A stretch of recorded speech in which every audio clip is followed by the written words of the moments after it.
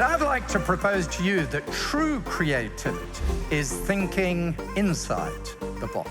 What is inside of you is way larger than the box that contains it. Never ever get discouraged about where you're at, because that's exactly what God starts with, to do something mighty grand. The main thing is that there's life.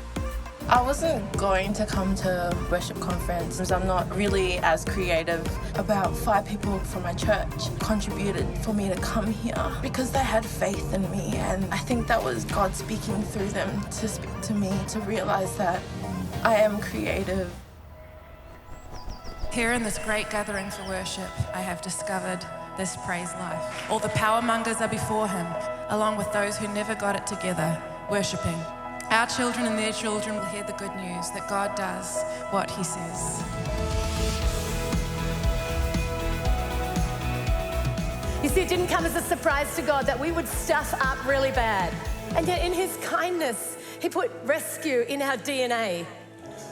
He decided right from the beginning that there was going to be a rescue mission, and he was going to tell a story of rescue. When I was 5 years old, I was diagnosed with Tourette's syndrome. And the very first day that I started serving, my Tourette's went away, and I've never looked back. But we want to honor you for actually finding out what it was that God had put on the inside of you, and wrestling and overcoming all of the challenges, and using your story and your gift to the glory of God. Can I change the subject slightly and just tell you one story? I know someone who wrote a song that was sung widely, and he wrote it sitting on the toilet. How well do you know this individual? Well, no, I wasn't there, but I've heard all about it, yeah.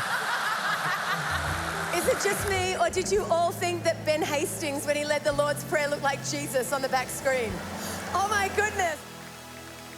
If you're going to be enlisted into the army of God, if you're going to be part of the kingdom of God in these coming days, if you're sitting down, if you're wounded, if you're aching, if you're whatever the scenario might be, I want to lovingly say, on your feet, soldier.